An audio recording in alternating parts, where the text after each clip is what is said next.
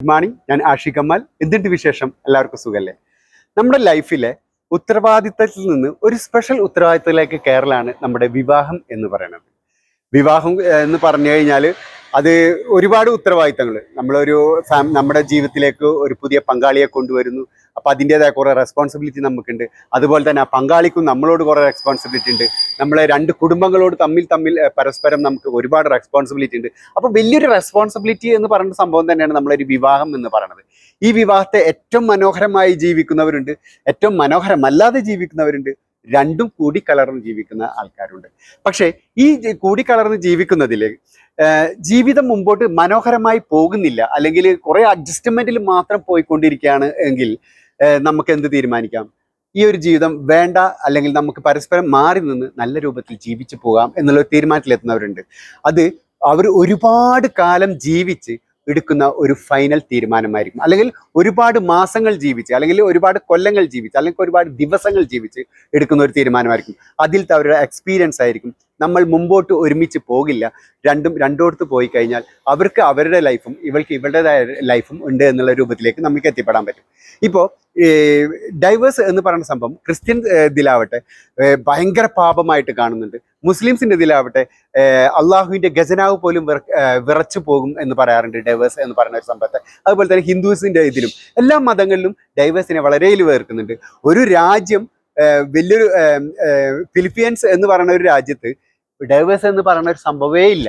അവരെ ഗവൺമെന്റ് നിയമപ്രകാരം ഡൈവേഴ്സ് എന്ന് പറഞ്ഞില്ല. സെപ്പറേറ്റ് വേണമെങ്കിൽ ജീവിക്കുക, എന്ത് വേണമെങ്കിലും ആവാം. പക്ഷെ ഡൈവേഴ്സ് എന്ന് പറയുന്ന ഒരു കാറ്റഗറി അവരിൽ ഇല്ല.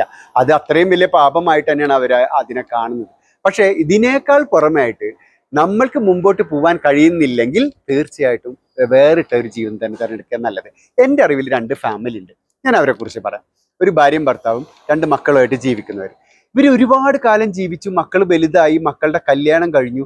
അതുവരെ ഈ ഒരു കാലഘട്ടം, കുട്ടികളൊക്കെ ചെറുപ്പമുള്ള കാലഘട്ടം തുടങ്ങിയിട്ടുള്ള ഒരു പിണക്കാണ് ഇവർ. ഒരു വീട്ടിൽ ഒരു ഭാര്യയും ഭർത്താവും പരസ്പരം സംസാരിക്കാതെ വർഷങ്ങളോളം ജീവിച്ചു പോകുന്നു എന്നുള്ളതാണ്. മക്കളെ കല്യാണം കഴിഞ്ഞ ശേഷം ഒരു ഫൈനൽ തീരുമാനം ഒരാൾ എടുക്കുന്നു, 2 ആളും കൂടെ സഹകരിച്ചെടുക്കുന്നില്ല, ഒരാൾ എടുക്കുന്നു, അവരവരുടെ ജീവിതത്തിലേക്ക് മാറി ജീവിക്കുന്നു.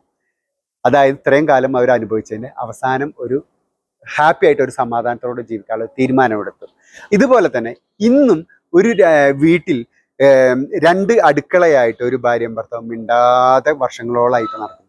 മക്കൾ അതിനോട് യൂസ്ഡ് ആവുകയും ചെയ്തു. മനസ്സിലായോ? അപ്പോൾ ഇങ്ങനെ ജീവിക്കുന്നതിനേക്കാൾ എത്രയോ ബെറ്ററാണ് നമ്മൾ പരസ്പരം മനസ്സിലാക്കിക്കൊണ്ട് പരസ്പരം മാറി നിന്ന് ജീവിക്കുന്നത്. അതാണ് നല്ലത്.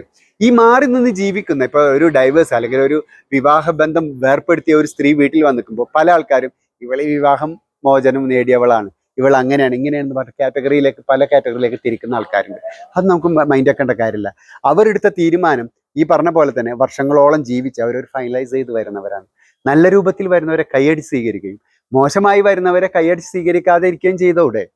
സ്വീകരിക്കാം, കൈയടിക്കണ്ട, അത്ര ചെയ്താൽ മതി. അവരെടുക്കുന്ന തീരുമാനം അവർക്ക് കഴിയാത്തത് കൊണ്ട് എടുക്കുന്ന തീരുമാനമാണ്. അതുകൊണ്ട് അവരെ മാറ്റി നിർത്താതെ അവരെ കൂട്ടിപ്പിടിക്കാൻ നമ്മൾ ശ്രമിക്കുക എന്നുള്ളതാണ്. തീർച്ചയായും ഈ പറയപ്പെടുന്ന എല്ലാവരും ജീവിതം എങ്ങനെയാണോ ഭംഗിയാക്കാൻ പറ്റുന്നത് അങ്ങനെ ഭംഗിയാക്കാൻ പറ്റുന്ന രൂപത്തിൽ മുമ്പോട്ട് പോവുക. അല്ലാത്ത പക്ഷം ഭംഗിയാകുന്നില്ല, ഒരിക്കലും ഭംഗി ആവാവുന്ന ഒരു ചാൻസ് കാണുന്നില്ലെങ്കിൽ തീർച്ചയായും വേറിട്ട് ജീവിക്കുക എന്നുള്ളത് തന്നെയാണ് എൻ്റെ ഒരു അഭിപ്രായം കൂടെയാണ്. തീർച്ചയായും എല്ലാവരുടെയും മനസ്സിൽ പൂക്കൾ വിടരട്ടെ. Thank you very much.